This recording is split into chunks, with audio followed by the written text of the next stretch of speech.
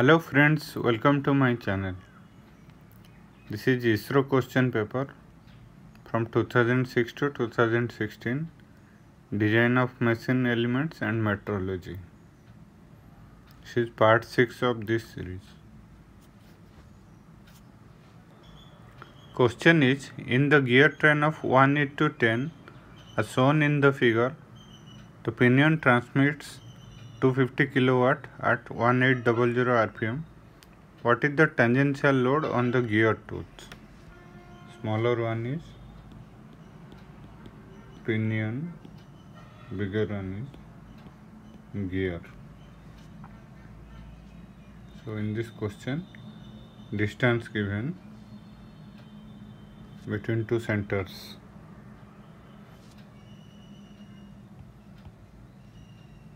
Pinion transmits, so power of pinion is 250 kilowatt. RPM of pinion 1800 RPM. Then gear train ratio given.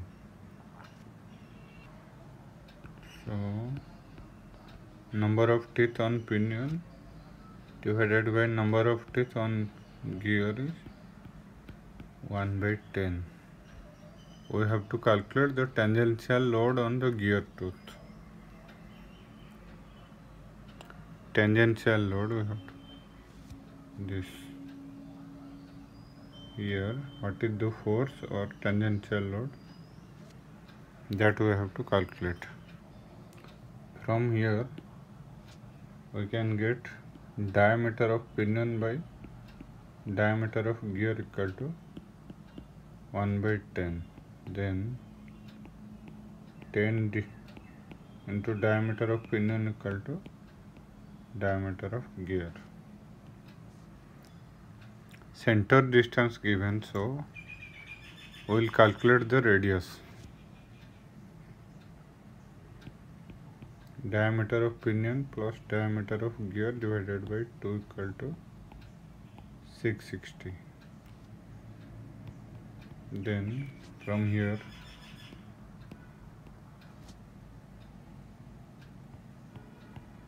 dp plus 10 dp to 660. So 11 into diameter of pinion equal to 2 into 660 and diameter of pinion equal to by 11. 120 mm. So radius of pinion equal to 60 mm. Power at pinion given, it's 2 pi np torque at pinion divided by 60. So this value is 250 kilowatt, so 10 to the power 3. Then TP equal to 250 into 10 to the power 3 to 60 by 2 into pi into NP value is 1800. So 0 0 0 0 cancel. Then 2 3, this is 500. So 25 into 500 divided by 3 pi. This is in Newton meter. So multiply 10 to the power 3 for Newton into mm.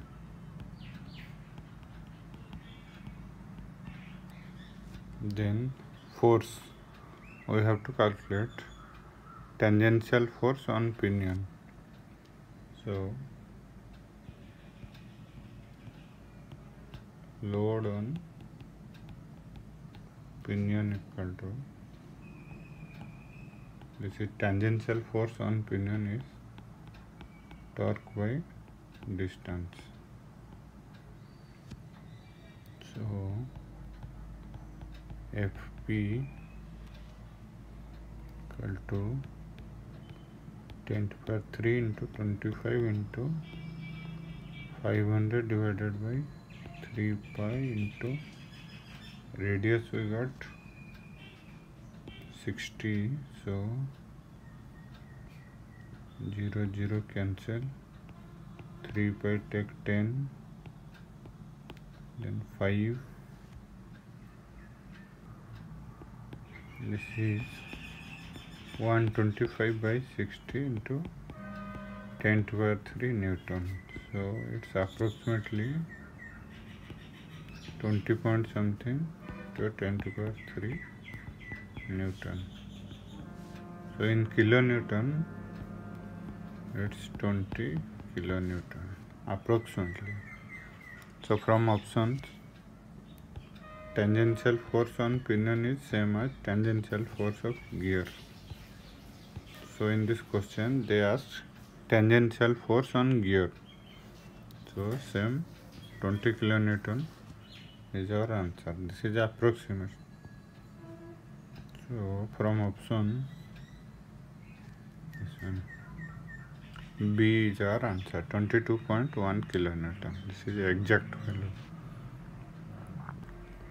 Question is, which type of gear machine should be employed to transmit torque to a linear force? Here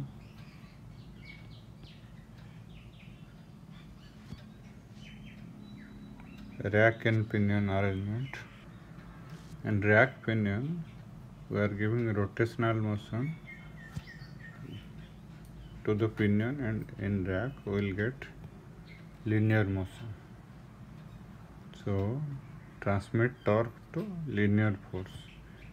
Here in pinion we will apply torque, and in rack we will get linear force. So rack and pinion is our answer, D. A solid steel shaft transmits 40 kilowatt of power at a speed of 75 by pi hertz. Hertz is cycle per second. The internal torque needed in the shaft is how much? Torque we have to calculate. Here data given are P equal to 40 kilowatt or 40 into 10 to the power 3 watt. Speed N is 75 by pi hertz. This is in revolution per second. So then we have to calculate the torque. We know P equal to 2 pi nt. No need to divide 60. Already it's in cycle per second. So we have to calculate torque. T equal to 40 into 10 to the power 3 divided by 2 into pi into N is 75 by pi. Pi cancel. Is 20. Then 25 into 43.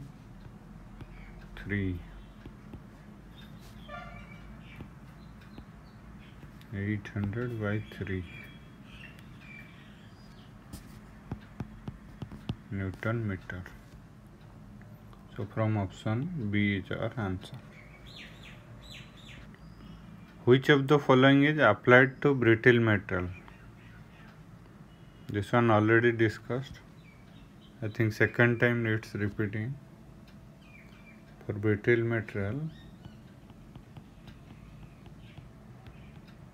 maximum principal stress theory, and for ductile material, maximum shear stress theory. This is also called as Rankine theory called as Guest and Tresca.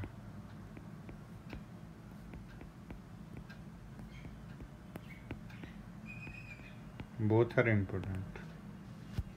So in this question they asked for brittle materials maximum principal stress theory. A is our answer. Starting friction is low in A. Hydrostatic lubrication, B. Hydrodynamic lubrication, C. Mixed lubrication, D. Boundary lubrication. The answer is hydrostatic lubrication.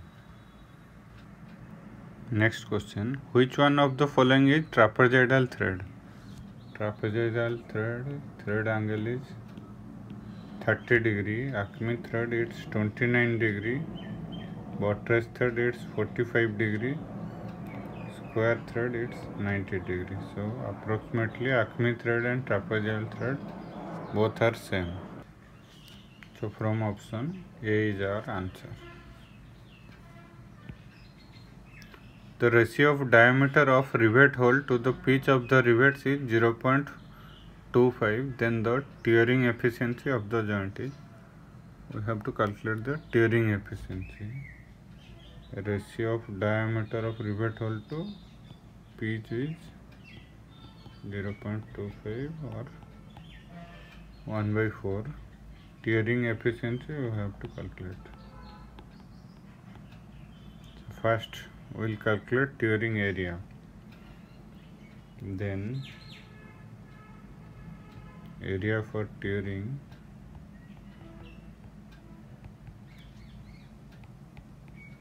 pitch minus diameter of the hole into T. Then stress is force for area. So force is here for tearing tensile stress. So sigma T into area is only area will write here. Then efficiency.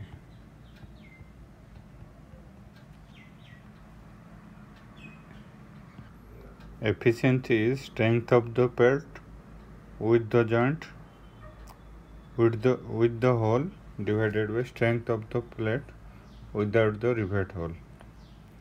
So sigma T into area is P minus T to T. Without the hole it's sigma T into pitch into thickness. So we'll cancel sigma T tensile stress T P minus T by P. So it's 1 minus D by P. D by P is 0.25. So it's 0.75. In percentage it's 75% tearing efficiency. So from option B is our answer. Question is, the life of a ball bearing at a load of 10 kilonewton is 8000 hours. If the load is increased to 20 kilonewton, keeping all other conditions the same, then its life in hours is how much? Our formula is L equal to C by P to the power n. L is life in millions of revolution and C is dynamic load carrying capacity.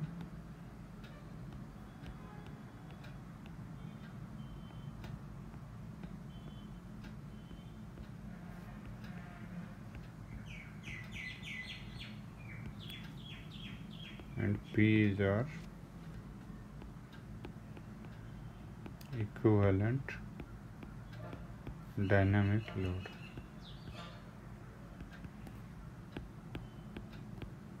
So N for ball bearing it's 3, and for roller bearing it's 3.3.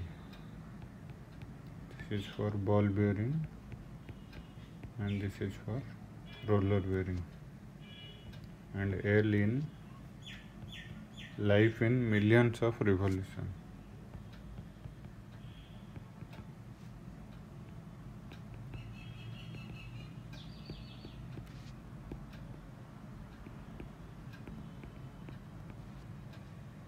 For hours, in this question life in hours they ask. So 10 to the power 6 into L equal to 60 N into L in hours. So from here and here we will get this one. So LH is proportional to C to the power n by P to the power n. Here only P is increasing, load is increasing, so this is constant. So LH into P to the power n equal to constant.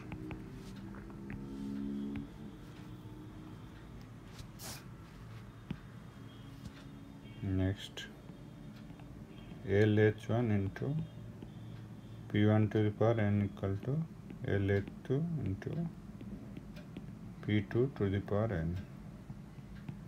LH1 given 8000 hours into P1 is 10, n is 3 equal to LH2 we have to calculate. It's increase 2 times. P2 given 20 kilonewton, so 20 to the power 3. Then LH2 it's 8000 into 10 by 20 whole to the power 3. 8000 into 1 by 2 to the power 3, it's 8. 1 by 8. Then we will get 1000 hours LH2.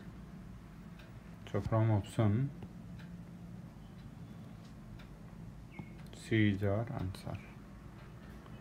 Which thread is more suited in power screw to take load on both directions? Buttress thread only unidirectional.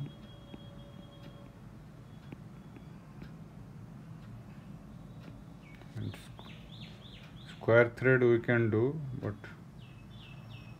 this is not suitable for power screw. So best option is Acme thread. Which thread is more suited? More suited they asked. So both are suited, square thread and Acme thread, but more suited is Acme thread. And buttress thread only unidirection, both direction we cannot do. In a ball bearing, if the number of balls is reduced to half, the diameter of the ball is increased to 4 times, then static load carrying capacity of the ball bearing is how much? Static load capacity of ball bearing we have to calculate. Strivak's equation.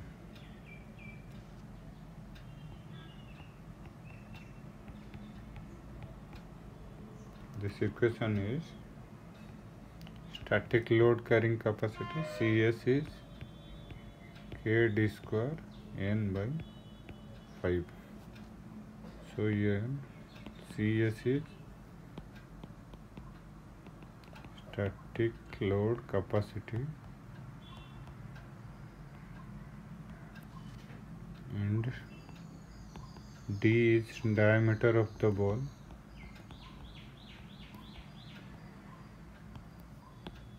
N is number of balls.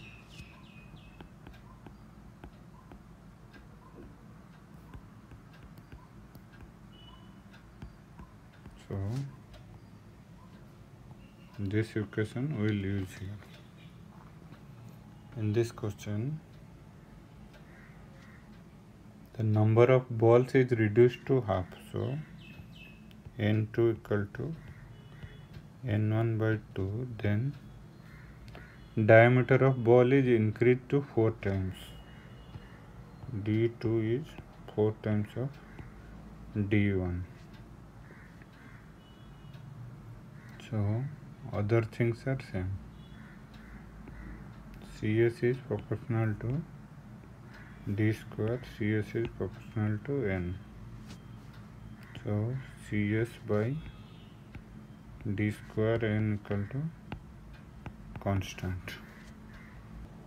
So CS1 by d1 square into n1 equal to CS2 by d2 square into n2. CS2 we have to calculate. CS1 into d2 by d1 square into n2 by n1. So d2 is 4 d1 by d1 into n2 is n1 by 2. 2 into n1. Here square cancel.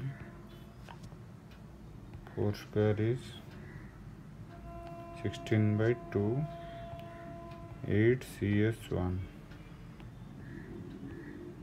CS2 is 8 CS1. So from option, static load capacity in second case, CS2 equal to 8 CS1. So static load capacity increases 8 times. So D is our answer. This is the end of design of machine elements and metrology. Some questions from refrigeration and some questions for industrial engineering. Industrial engineering, very less questions they are asking. 1 or maximum 2 questions they are asking. Sometimes they are not asking any question from industrial engineering. Thank you friends. Thank you for watching my video. Thank you.